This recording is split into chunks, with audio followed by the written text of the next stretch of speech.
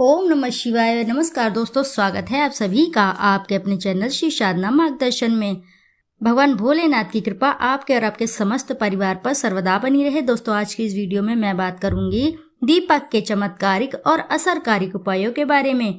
यदि आपके घर में धन धान्य की वृद्धि नहीं हो रही है, आर्थिक स्थिति आपकी खराब चल रही है और ऐसे में आपके ऊपर बहुत कर्ज हो चुका है, किसी भी कार्य में हाथ डालते हैं फिर भी आपको सफलता नहीं मिलती है और व्यापार आपका बंधा हुआ है, तो आपको ऐसे में दीपक से इन उपायों को जरूर करना चाहिए। शास्त्रों में दीपक के कुछ चमत्कारिक उपाय बताए गए हैं जो व्यक्ति के जीवन से दुखों का अंधेरा दूर कर खुशियों की रोशनी लाते हैं। राहु केतु जंती दोष के कारण नींद की समस्या बनते हैं, काम बिगड़ जाने के समस्या, बुरे कर्म की तरफ खिंचाव बढ़ने लगता है। ऐसे में सुबह शाम अलसी के तेल का दीपक जलाने से राहु केतु दोष से मुक्ति मिलती है। आर्थिक तंगी दूर नहीं हो रही है या फिर घर में पैसे की बचत नहीं हो पा रही है, माँ लक्ष्मी के सामने रोजाना 7 मुखी या 7 बत्तियों वाले घी का दीपक जलाएं और महालक्ष्मी के मंत्रों का जाप करें। इससे धन के आगमन के रास्ते खुलते हैं।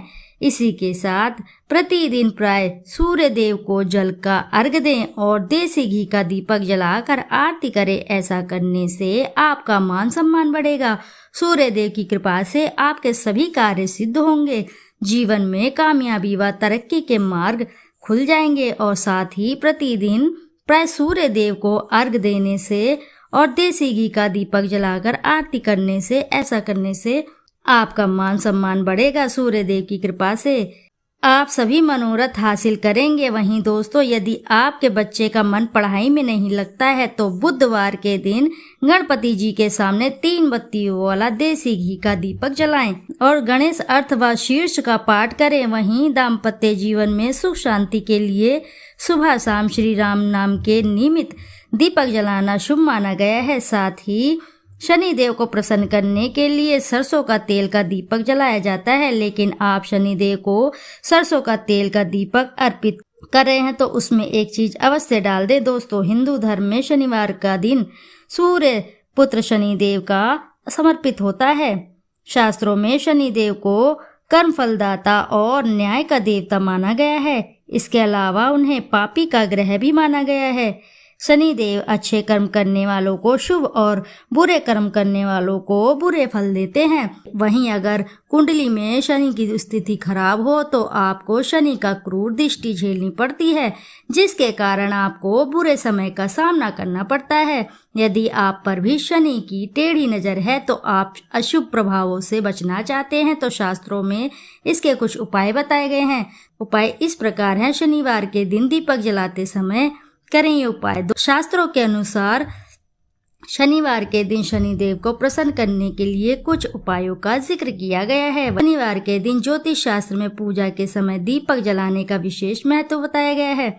शनिदेव को प्रसन्न करने के लिए सरसों के तेल का दीपक जलाया जाता है, परंतु आप शनिदेव को सरसों का तेल का दीपक अर्पित कर रहे हैं तो उसमें 2 लौंग डाल दें। मान्यता है कि ऐसा करने से आपकी किस्मत चमक सकती है।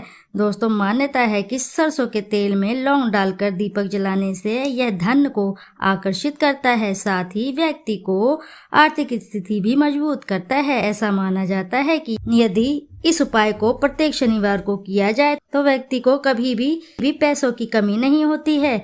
और इसी के साथ शनिवार को सरसों के तेल का दीपक जलाने से शनिदेव प्रसन्न होते हैं। और दोस्तों, चलिए जानते हैं दरवाजे पर दीपक जलाने के लाभ। दोस्तों, शाम के समय दरवाजे के आसपास दीपक जलाने से घर में सुख समृद्धि का आगमन होता है और साथ ही इससे नकारात्मक ऊर्जा होती है वह दूर होती है। इससे घर में सकारात्मक ऊर्जा का, समृद्धि का प्रवेश होता है। ऐसी मान्यता है कि शाम के समय मुख्य द्वार पर दीपक जलाना लक्ष्मी को आपके घर तक आने की राह दिखाता है। वास्तुशास्त्र के अनुसार शाम में 5 से 8 बजे के बीच में घर के मुख्य द्वार पर दीपक जलाना चाहिए। घर के मुख्य द्वार पर दीपक इस तरह जलाएं कि जब तक आप बाहर निकलते हैं तब दीप दाहिनी ओर रहे। दीपक की ज्योत उत्तर व पूर्वी दिशा में की ही होनी चाहिए। दीपक जलाते समय इस मंत्र का जाप अवश्य करना चाहिए। मंत्र इस प्रकार है: शुभम करोति कल्याणम आरोग्य धम संपताम शत्रु बुद्धि विनाशे दीप ज्योति नमस्तुते।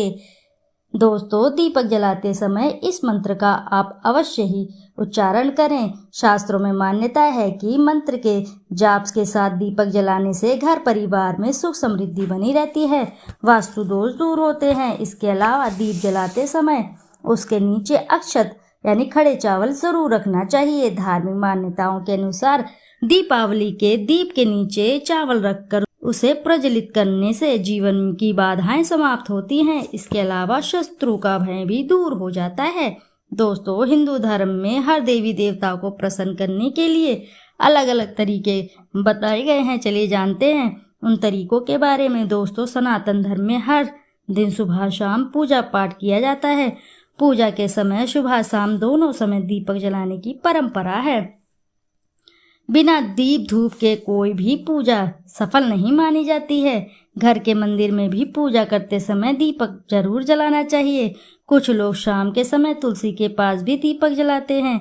दीपक जलाने की परंपरा सदियों पुरानी है। दीपक जलाने से नकारात्मक ऊर्जा और वास्तु दोष दूर होते हैं।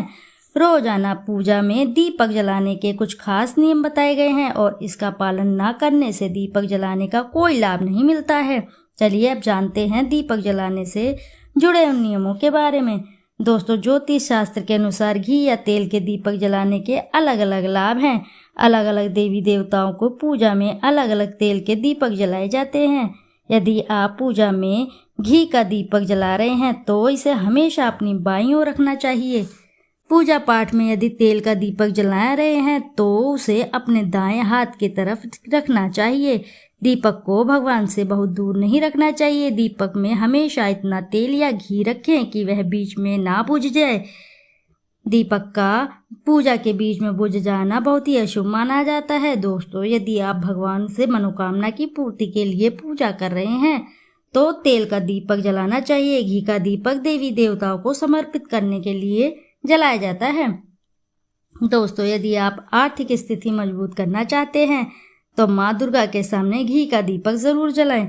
इससे आर्थिक तंगी दूर होती है। तो दोस्तों, ये थे कुछ दीपक के अचूक उपाय जिन्हें आप करने से व्यक्ति की समस्त समस्या, दरिद्रता, दुख दूर हो जाते हैं। तो दोस्तों, आशा है कि आपको जानकारी से लाभ अवश्य ही मिलेगा और यदि आपको जानकारी अच्छी लगी है तो वीडियो ज़रूर लाइक करें, साथ ही चैनल को सब्सक्राइब करें और एक बार अपनी सच्ची श्रद्धा से कमेंट बॉक्स में ज़रूर लिख दें। हर हर महादेव, जय भोलेनाथ। फिर मिलते हैं आपसे ऐसी किसी नई जानकारी के साथ। जब तक के लिए नमस्कार दोस्तों।